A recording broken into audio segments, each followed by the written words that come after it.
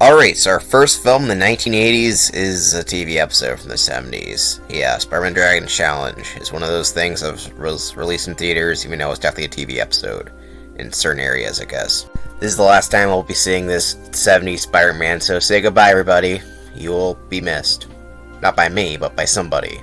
Much like the previous Spider-Man films of the 70s, this one does not have a lot of correlation with the character and the fact that, you know, he's Spider-Man, he's Peter Parker, he's a photographer at the Daily Bugle, and that's about it.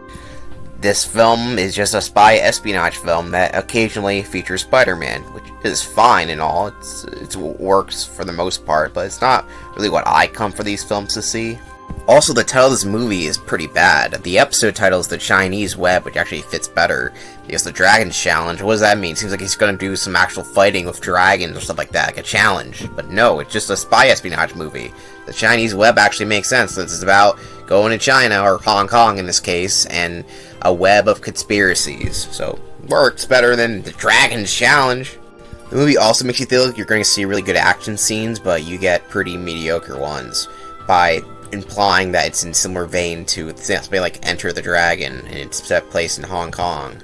Yes, Spider-Man goes to Hong Kong. But not for most of the movie. Most of the movie takes place in New York.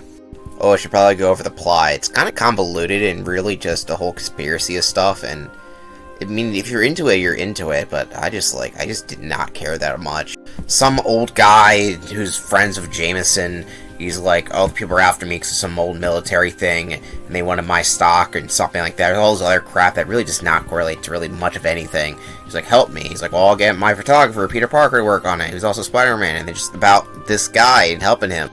And help faking his death, and he has a daughter who's not Chinese enough, apparently. That's the main moral of the story. Kind of a weird moral, but whatever. And apparently, Peter and her like each other. I did not even know that. Because the other girl from the last movie's there, and I thought that they were going to be an item, but apparently not. Randomly, at the end of the film, they kiss at the end. Like, what? Where'd that come from? They had, like, nothing that would imply that. I was so confused. Like, what the fuck? She's skeptical of him, but not really in an interesting way. Or like, oh, I don't really like you because you ran away one time. They go on a trip to Hong Kong.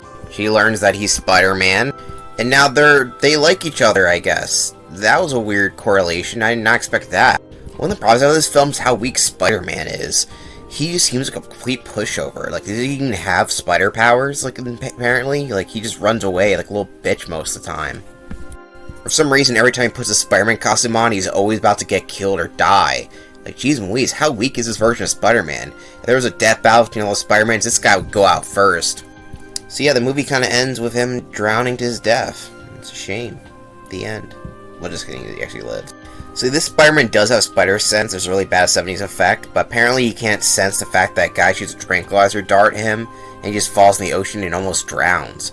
Like I said, this Spider-Man is easily the weakest version of the character I've seen, like, ever. There's something really funny about seeing Spider-Man's corpses in the water, like, oh, jeez Louise.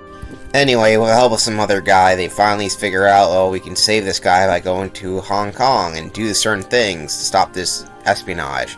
Then the one guy says, when they go there, he's like, hey, let's sightsee. They're like, hey, you know this is dangerous, right? Well, who cares? Let's sightsee. And like, look at all this stuff over here we can see here. Then he realized, like, oh, wait, they're just filming vacation vlogs. Yeah, they went to Hong Kong and just used that as an excuse to film this movie, basically. Like, geez Louise, like, wow, look at this cool thing. Look at that thing. And yeah, that's about it for Spider-Man the Dragons Challenge. We won't be delving into Spider-Man until I think 2002, really, with the Sam Raimi Spider-Man movie. So yeah, thank you for watching this video, and we'll see where it goes in the tier list. Spider-Man the Dragon Challenge has a lot of the issues of other 70s Marvel movies.